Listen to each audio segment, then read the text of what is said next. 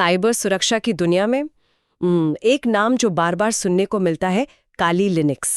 आज हम इसी पर थोड़ी गहराई से बात करेंगे। बिल्कुल। और ये समझना मतलब ज़रूरी है कि आखिर ये है क्या भला, इसमें ऐसा क्या खास है और क्यों साइबर सिक्योरिटी की दुनिया में इसकी इतनी धाक है, खासकर ये पेनिट्रेशन टेस्टिंग वगैरह में। हाँ, और ये उन सब के लिए काफ़ी काम की बात हो सकती है जो साइबर सुरक्षा को समझना चाहते हैं। जहाँ तक मुझे पता है, ये ऑफेंसिव सिक्योरिटी वालों का बनाया डेबियन पर आधारित एक सिस्टम है। पहले बैकट्रैक लिनक्स नाम से जाना जाता था। सही कहा, बिल्कुल।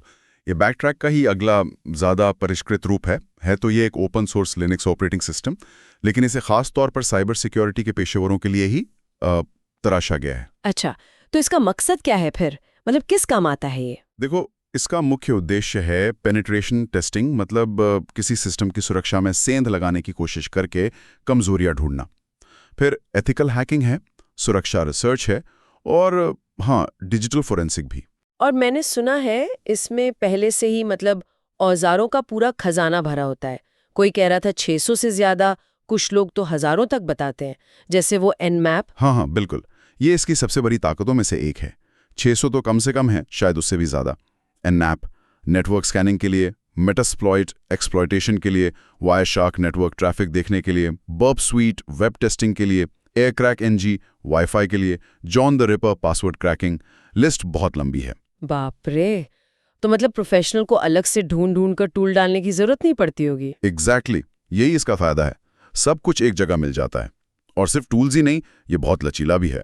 आप इसे अपनी जरूरत के हिसाब से कस्टमाइज कर सकते हैं, ढाल सकते हैं। अच्छा, और ये चलता कहाँ कहाँ है? मतलब सिर्फ बड़े कंप्यूटर्स पर ही? नहीं, यही तो इसकी खासियत है। डेस्कटॉप पर तो है ही, वर्चुअल मशीन में चला सकते हैं जैसे वर्चुअल बॉक्स या VMware में। क्लाउड पर भी उपलब्ध है, AWS, अज्योर पर इसके इमेज मिल जाते हैं। अरे वाह! हाँ, और छोटी डिवाइस जैसे रास्पबेरी पाई पर भी चल जाता है। USB ड्राइव से सीधे लाइव बूट करके भी इस्तेमाल कर सकते हैं। और तो और विंडोज के अंदर WSL यानी विंडोज सबसिस्टम फॉर लिनक्स के जरिए भी चल जाता है। WSL में भी? ये तो काफी वर्सेटाइल है। और वो एंड्रॉयड वाला क्या बता रहे थे आप? हाँ, वो है काली नेट हंटर। ये काली लिनक्स का एक संस्करण है जो कुछ खास एंड्रॉयड डिवाइस पर चलता है। तो आप अपने फोन से भी कुछ हद तक पेनिट्रेशन टेस्टिंग कर सकते हैं। फोन से? कमाल है। अच्छा, एक और चीज मैंने पढ़ी थी इसके बारे में, फोरेंसिक मोड। वो क्या है? हाँ, वो बहुत महत्वपूर्ण है। जब काली को USB से फोरेंसिक मोड में बूट करते हैं तो ये सिस्टम की इंटरनल हार्ड ड्राइव को बिल्कुल भी टच नहीं करता, उसे माउंट नहीं करता। इससे यह सुनिश्चित होता है कि जांच के दौरान डिजिटल सबूतों से कोई अनजाने में छेड़छाड़ ना हो। डेटा की अखंडता बनी रहती है। ये तो बहुत ही सोच समझकर बनाया गया फीचर है। और ये हमेशा अपडेटेड भी रहता है, आपने कहा था, रोलिंग रिलीज जैसा कुछ। बिल्कुल। रोलिंग रिलीज मॉडल का मतलब है कि इसको लगातार अपडेट्स मिलते रहते हैं। नए टूल्स, पुरानी टूल्स के नए वर्जन, सिस्टम के पैचेस, सब कुछ। आपको पूरा OS बार बार इंस्टॉल करने की जरूरत नहीं, बस रेगुलर अपडेट करते रहना होता है। कैसे करते अपडेट? कोई खास तरीका? सिंपल कमांड लाइन से हो जाता है।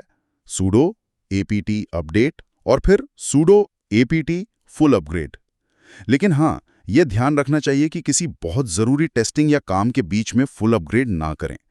कभी कभी कोई टूल अपडेट के बाद अलग तरह से बर्ताव कर सकता है। समझ गई। तो अब सवाल ये उठता है कि इसे इस्तेमाल कौन कौन करता है? जाहिर है सिक्योरिटी वाले लोग। हाँ, मुख्य रूप से तो वही लोग हैं। Security administrator, network admin, penetration tester, forensic engineer, security researcher और हाँ, जो स्टूडेंट साइबर सिक्योरिटी सीख रहे हैं वो भी। लेकिन इसमें एक पेज भी है ना?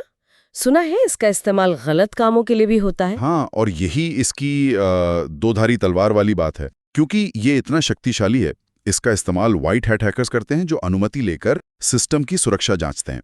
लेकिन ब्लैक हैट हैकर्स भी इसी का इस्तेमाल करते हैं, जो बिना अनुमति अवैध रूप से सिस्टम में घुसपैठ करते हैं और नुकसान पहुंचाते हैं। तो मतलब ये बहुत जरूरी है कि इसका इस्तेमाल पूरी जिम्मेदारी और कानूनी दायरे में रहकर ही किया जाए। बिल्कुल, सबसे जरूरी बात यही है। बिना अनुमति किसी भी नेटवर्क या सिस्टम पर काली लिनक्स के टूल्स का इस्तेमाल करना एक गंभीर अपराध है। इसके भयानक कानूनी परिणाम हो सकते हैं, जेल, भारी जुर्माना, सब कुछ।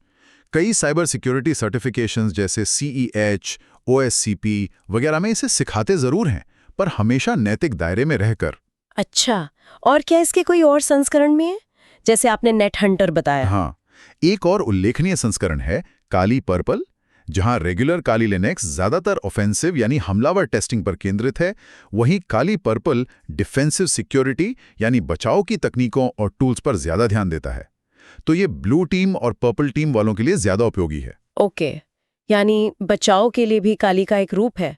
और आज के ज़माने के जो खतरे हैं जैसे AI पावर्ड फिशिंग या IoT डिवाइसेस की सिक्योरिटी, क्या काली लिनक्स उनके लिए भी तैयार हो रहा है? हाँ, ये लगातार विकसित हो रहा है। कम्युनिटी और डेवलपर्स नए खतरों को समझते हैं और उनके लिए टूल्स या तो बनाते हैं या मौजूदा टूल्स को अपडेट करते हैं।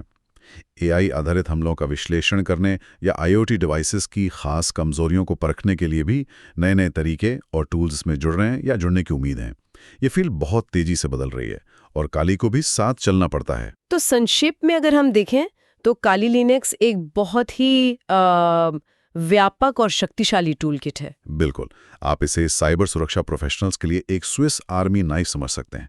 इसमें सैकड़ों टूल्स हैं जो सुरक्षा जांच से लेकर data recovery, forensic, reverse engineering तक अनेक काम आसान बनाते हैं। ये शक्तिशाली है, बहुमुखी है और लगातार विकसित हो रहा है। लेकिन जैसा हमने बार बार जोर दिया, इसकी शक्ति के साथ बहुत बड़ी जिम्मेदारी भी आती है। स्रोतों में ये बात साफ है कि इसका जरा सा भी गलत इस्तेमाल, यहाँ तक कि बिना इजाजत किसी के वाईफाई को स्कैन करना भी आपको बड़ी मुसीबत में डाल सकता है। कानूनी पचड़े, जुर्माना, जेल, ये सब वास्तविक खतरे हैं। तो हमेशा अनुमति लेकर और नैतिक दायरे में ही इसका प्रयोग करना चाहिए। एकदम सही। और अंत में एक विचार छोड़ जाते हैं श्रोताओं के लिए। जिस रफ्तार से साइबर खतरे बढ़ रहे हैं, खासकर AI जैसी तकनीकों से लैस होकर, क्या ये जरूरी नहीं हो गया है कि हम काली लिनक्स जैसे शक्तिशाली मंच का न सिर्फ इस्तेमाल करना सीखें, बल्कि उसका जिम्मेदारी से इस्तेमाल करना भी सीखें और अपने ज्ञान और कौशल को लगातार अपडेट रखें, ताकि हम बचाव के लिए हमेशा एक कदम आगे रह सकें?